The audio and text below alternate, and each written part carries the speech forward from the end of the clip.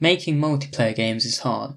If you've ever tried it before, then you know what I mean, and if not, consider yourself lucky. In all seriousness though, I don't want to put anyone off. It's actually really rewarding when you finally do get something to work, and it's definitely possible if you put enough time into it.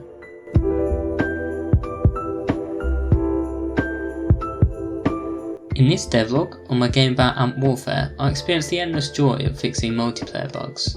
Also, stick around until the end if you're interested in having a say on the future development of the game. So first of all, I tried to add player death, and somehow this caused an error where too many queens were spawning at the start of the game, when there should only be one queen per team. Surprisingly, just moving one line of code was enough to fix this. At the moment, a colony dies when either the queen is killed or the player is killed, and there's not enough food to respawn them. When this happens, all the ants in the colony will instantly die, and the player will switch to spectator mode. Now, I actually got stuck for a very long time working through the seemingly endless synchronization errors. This is because each client is effectively running their own version of the game world, so if they somehow get out of sync, then the different players will be seeing different things. For example, both players might see that they have won the game. To fix this, you need to send data, like the positions of the ants, between the clients to ensure that they correctly synchronize their worlds. This is easier said than done though, and it was annoying for me to test and debug, because each time I need to set up a new multiplayer game and then join with each player. I don't want to bore you with all the details, but I'll show you some of the weirdest errors I got.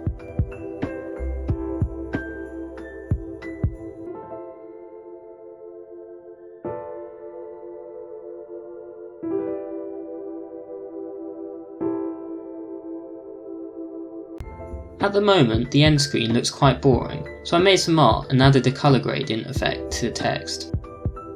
Now that multiplayer was working, I got my family to playtest it. Of course, everything worked perfectly and there were absolutely no errors whatsoever. You don't believe me? Okay, maybe there were a few errors. When colonies were killed and the players should have turned invisible and been spectating, they were still visible. Sometimes they were even able to get outside the map. While it was fun to be able to haunt the players still living, it's not how I intended the game to work. There were also errors where players couldn't deposit food for their queen, and there were errors with health sinking, meaning some players occasionally became unkillable. If you just ignore all that for a second though, it actually kinda works. While the players were a bit glitchy, the other ants seemed to work fine, and there actually didn't seem to be too much latency. Though I guess this is to be expected as all devices were on the same local area network. What's next? Well, I'm definitely going to fix the multiplayer errors, and then maybe I'll upload the multiplayer version of the game on itch.io. I also plan to improve the look of some of the UI, especially the game settings screen. After that though, I have a few ideas of what feature I could work on next. If you're interested in having a say on the future development of the game, it'd be really useful if you could vote in the poll, which I'll link in the description. One option could be to add an upgrade system, where you can spend food to buy permanent colony upgrades, for example, increased speed, attack damage, or increased passive food income. I could also have some more unique and exciting upgrades, like giving the ants the ability to heal in the nest, or maybe some sort of nest fortifications. Another option could be adding bugs which would be neutral enemies that spawn during the game and drop food when killed.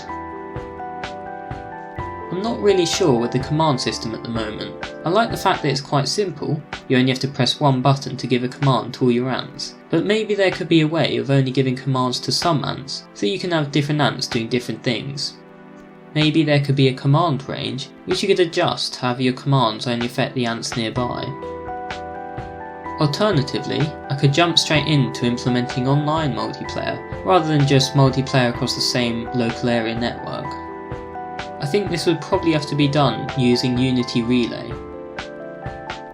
That's it, thanks for watching and see you next time.